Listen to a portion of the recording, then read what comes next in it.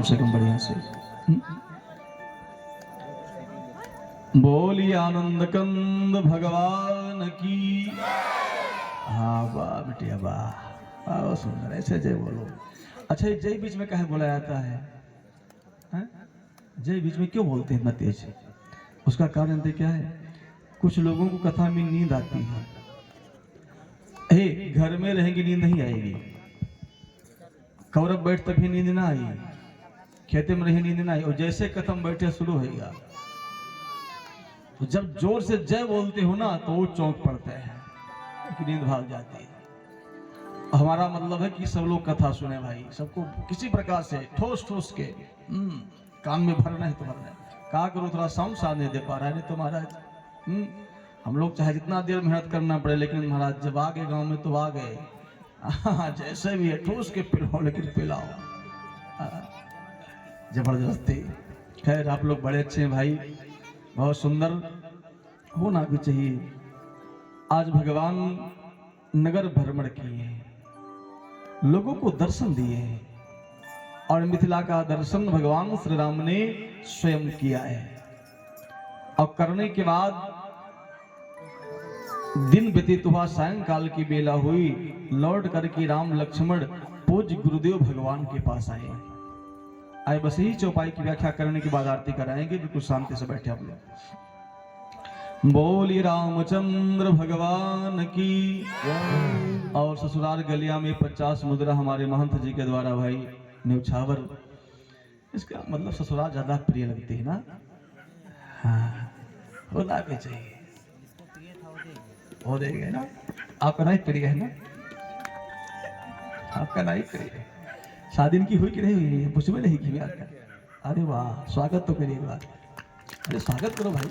हे एक बार से बड़ी भूल होगी। भूल क्या हुई? हम एक स्थान पर कथा कर रहे थे, एक लड़का बड़ा सेवा करता था बेचारा, ऐसे था पतला पतला, तो आया बड़ी सेवा किया, काफी देर से दबाया मेरा, और जब दबाया प्रणाम किया चलने लगा तो हमने कहा कि जाओ भैया भगवान कल्याण करें और तो जल्दी ब्याह हो जाए।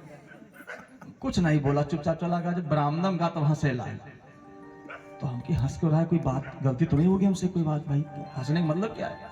तो अपने मम्मी से हंस रहा था कि हमारा ब्याह हो गया है और गुरुजी कहीं तुम्हारा ब्याह जल्दी हो जाए।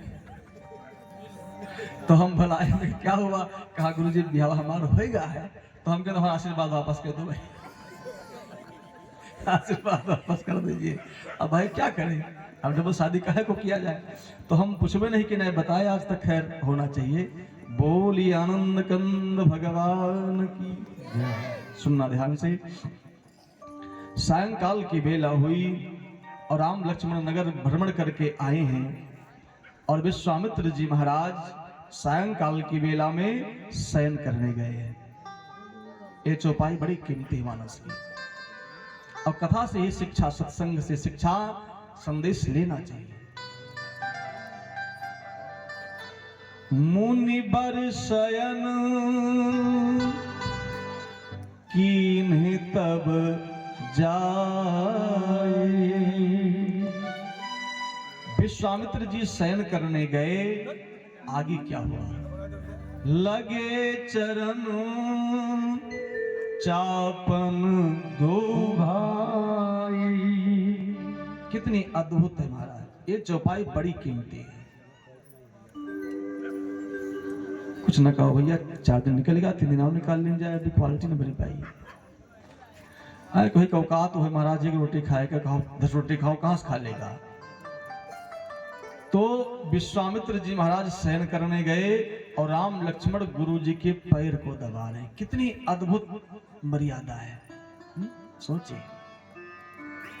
विश्वामित्र जी बिस्तर पर शयन करने गए, लगे चरण चापन दो भाई। आजकल बाप अगर लेटा है महाराज, बीमार हो गया, स्वस्थ हो गया, तो हम लोग क्या बोल देते हैं? पापा क्या तबीयत खराब है? हाँ बेटा पेट दर्द करी, दवा ले आओ, दवा खिलाओ। 2 रुपए की दवा लाकर खिलाना सरल है, लेकिन पेट दबाना, पीठ दबाना सरल नहीं है, पैर दबाना सरल नहीं है। दवा हम तत्काल लाके दे सकते हैं, लेकिन सेवा नहीं कर सकते हैं। यही मानस सिखाता है, सेवा। आज विश्वामित्र जी शयन करने गए, राम लक्ष्मण गुरु जी के चरण को दबा रहे हैं। अच्छा देखने दबाने के बाद की भी लीला कैसी है। दबाने का अर्थ क्या होता है। आप जैसे पत्नी पति का पैर दबा रही हो, या आप लोग पिताजी के पैर दबा रहे हो, वैसे मैं हाथ नहीं उठवाऊंगा, तो डरिएगा नहीं। मैं जानता हूं कि दो चार लोग चाहे हाथ उठाओ, इसलिए मैं उठवाता नहीं हूं भैया, लेकिन बताता जरूर हूं। तो आप जैसे पति के पैर को दबाने गई, आप पिताजी के पैर को दबाने गए, तो मर्यादा क्या कहती है। मर्यादा ये कहती है, आप जब पैर दबाना शुरू करें, कब तक दबाएं, जब तक वो कहे ना कि जाओ तुम सो जाओ, तब तक दबाइए। सबसे कठिन धर्म है तो सेवक धर्म है महाराज। अच्छा, उसके लिए मर्यादा है कि जब वो कहे तब सोने जाए, और उसके लिए भी मर्यादा है कि कुछ देर के बाद वो बोल भी दे कि जाओ तुम भी अब सो जाओ। भाई हम मर्यादा निभा रहे हैं, जब पति देवता कहेंगे तब मैं सोने जाऊंगी, अब खर्राटा ले रहे हैं, काहे नहीं रहे, कब तक मर्यादा निभाएंगे हम। दोनों के लिए नियम है, दोनों के लिए धर्म है, दोनों के लिए मर्यादा है। एक चेला था, गुरु जी के पास गया, तो शाम को गया गुरु जी की सेवा करने। तो गुरु जी ने कहा, बेटा कितने भाई हो। शिष्य ने कहा, गुरुदेव मैं 4 भाई हूं। कितने भाई? 4 भाई। 1 घंटा बीता तो गुरु जी ना कुछ कह रहे हैं, तो सोचा कि लगता गुरु जी को नींद आ गई, बोलेंगे नहीं कि चले जाओ, तो धीरे से प्रणाम किया और चलने लगा। तो गुरु जी ने कहा, बेटा आश्रम में कोई खाने पीने की कोई असुविधा? कहा नहीं गुरु जी सब ठीक है। फिर दबाने लगा, गुरु जी जाग रहे हैं, जब कहेंगे तब जाऊंगा। 1 घंटा फिर बीता, गुरु जी फिर नहीं कहे जाओ सो जाओ। क्या लगता है गुरु जी को नींद वास्तव में आ गई है, तो प्रणाम किया चलने लगा। गुरु जी ने फिर प्रश्न किया कि बेटा घर में माई बाप जीवित हैं भी? कहा गुरु जी भी तो जीवित ही हैं। फिर दबाने लगे। रात में 2 बज गया, भोजन करके बैठा था, उसको बार बार नींद आ रही थी, चरणों में गिर जा रहा था। कहा 2 बज गया और अब गुरु जी कहेंगे नहीं, प्रणाम करूं चलूं। जैसे प्रणाम क्या चलने लगा, गुरु जी ने फिर प्रश्न कर दिया, बेटा कितने भाई हो? कहा गुरु जी हम 3 भाई हैं। गुरु जी उठकर बैठ गए, बेटा 3 भाई? अभी शाम को पैर दबाने आए तो मैंने पूछा, तुमने कहा था कि 4 भाई हूं। कहा हाँ गुरु जी, हमें तो मरा समझो,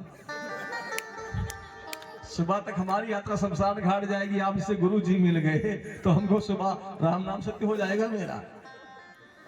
हम मर्यादा का पालन कर रहे हैं, आप कुछ बोल ही नहीं रहे। 2 बज रहा, हमें मत गिनो गिनती में, 3 हैं घर वाले, वही जीवित हम तो मरे। तो मर्यादा दोनों के लिए है। अगर पत्नी पैर दबाती है, भैया आप लोग सुधर जाओ, कुछ देर बाद बोल देना कि जाओ तुम भी सो जाओ। ऐसा ना हो कि तुम, हाँ आज वही स्थिति है महाराज। राम जी पैर दबा रहे हैं, लक्ष्मण जी दबा रहे हैं। बार बार मुनि आज्ञा दीन्हि, रघुबर जाई शयन तब कीन्हि। आगे चौपाई पर ध्यान दीजिए। अगर आप पैर दबा रहे हैं, पति ने कह दिया या पिताजी ने कहा जाओ सो जाओ, एक बार कहने पर आप उठकर चले गए, तो समझो कि आप फॉर्मेलिटी अदा कर रहे थे। ये भी समस्या है। जब वो 2-4 बार कहे तब जाओ। विश्वामित्र जी बार बार कहते हैं, राघव बेटे जाकर तुम भी सो जाओ, लेकिन वो दबा रहे हैं। राघव तुम भी जाकर सो जाओ, फिर भी दबा रहे हैं। बार बार मुनि, जब विश्वामित्र जी ने कई बार आदेश दिया, तब राम जी शयन करने गए हैं। यह मर्यादा है महाराज, ये मर्यादा की कथा है। और आपको बताऊं, अगर जीवन में कुछ है ना तो सेवा भाव है। क्या है? सेवा भाव, केवल जीवन में, और कुछ नहीं है। आप कितना कमाते हैं, कितना खाते हैं, कोई माने नहीं है, लेकिन आप कितना किसी को दे देते हैं, किसी की सेवा कर देते हैं, उसी का माने होता है। जिन जिन लोगों ने पैसा दिया, इस मंदिर में दान दिया, मंदिर बनी, वो समझो कि सोने की दिवाली में लगा है। और हम कितना खाए उड़ाए, कोई काउंटिंग नहीं है। आप करोड़ों जमा कर जाओ, हे बेटा ऐसा निकलेगा ना, तुम्हारे रहते रहते सब फूंक के बर्बाद कर देगा महाराज। इसलिए सावधान रहना चाहिए। बेटे के लिए उतना ही करिए जितना एक मर्यादा हो, जितना नियम हो। महाराज ज्यादा सोचने की आवश्यकता नहीं है। आप जो खाएंगे कोई नहीं गाएगा, लेकिन जो खिला देंगे दूसरों को वही लोग गाएंगे। जो सेवा कर देंगे वही लोग गाएंगे। सेवा से बढ़कर कुछ नहीं है। सबसे बड़ा धर्म सेवा धर्म है। और एक बात बताऊं, सेवा करने में होता क्या है? सेवा करने से क्या होता है? आशीर्वाद मिलता है। क्या मिलता है? हम लोग जाते हैं ना तो बोल दो गुरुजी तो आशीर्वाद दे दो, हमारे भैया नौकरी लग जाए। हे, अगर हमारे आशीर्वाद में इतनी ताकत होती ना कि सरकारी जॉब मिल जाए तो भैया नौकरी में पहले करता सरकारी। कहे गांव गांव में बोरा बांधे जोरा बांधे घूमता। बरोबर। मेरी आशीर्वाद देने से नौकरी आपकी नहीं लगेगी। आप बात समझिए। एक बवाल है केवल, ठीक है। हम गए महाराष्ट्र में कथा करने, खाम गांव जलगांव के पास पड़ता है। हम मंच पर बैठे थे, एक मैया जी आई। अब वो अपना पॉकेट निकाली तो हम समझे कि हमें रुपया उपया दे जाते। भैया निकाली पॉकेट, अब वहाँ फोटो छोटा सा बच्चे के रखे रहे। अब वो अपने मराठी भाषा में हमसे कहें आगे रखें बार बार। हम के ठीक है, ओके ओके, ठीक ठीक। अब हम समझे ना, पहली बार गए थे भाषा उनकी, और बार बार बताओ बार बार हम की क्या कह रही है बढ़िया। हम कहे ठीक है ले जाओ। नहीं फिर अपने भाषा में बोले कि नहीं कुछ। हमने कहा क्या बात है? आयोजक को मैंने बुलाया, मैं कहा हाँ महाराज जी ये देखो क्या कह रही है।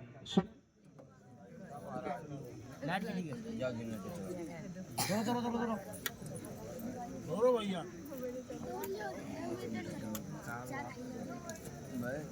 चलवा दी जनरेटर आज कटवो किसी फिलहाल।